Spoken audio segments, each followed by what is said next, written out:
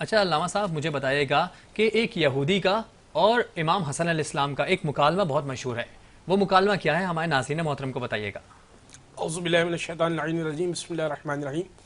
وہ مکالمے سے پہلے ایک حدیث ہے، وہ مکالمے کا حصہ ہے۔ بالکل۔ رسول گرامی کی حدیث ہے کہ فرمایا کہ دنیا مومن کے لیے قید خانہ ہے اچھا۔ اور کافر کے لیے جنت ہے۔ تو ہوا یہ کہ وہ یہودی ایک مرتبہ امام حسن کو اس نے دیکھا کہ بہترین بہت قیمتی گھوڑے پر سوار ہے، اچھا۔ بہترین پوشاک پہنی ہوئی ہے۔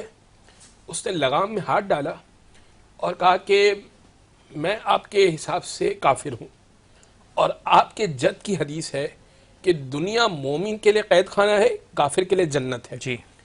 یہ کیسی جنت ہے کہ میں یہاں پریشان ہوں، میرے یہاں غربت ہے اور آپ کے لنگر کھانے چل رہے ہیں، دسترخوان امام حسن۔ آپ کا دسترخوان چل رہا ہے، جی۔ آپ نے بہترین پوشاک پہنی ہے، آپ کے پاس سواری بھی موجود ہے، آپ کے پاس نقدی بھی موجود ہے، تو یہ کیسا قید خانہ ہے اور یہ کیسی جنت ہے؟ تو امام نے کہا کہ میرے جد نے حق اور سچ فرمایا۔ جب مومن قیامت میں پہنچے گا اور اس کے اعمال کے عوض جو پروردگار اس کو دے گا، جی۔ تو وہ دیکھنے کے بعد وہ یہ سوچے گا کہ اب تک میں قید خانے میں رہ رہا تھا، کیا خدا نے دے دیا مجھے؟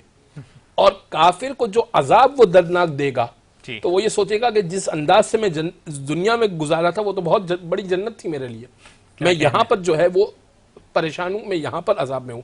لہذا کافر کے لیے کمپیریٹیولی جو آگے کی زندگی ہے اس حساب سے یہ جو جگہ ہے یہ ایک جنت ہے، اور مومن کے لیے یہ جگہ جو ہے وہ قید خانہ ہے۔ یہ جگہ قید خانہ ہے۔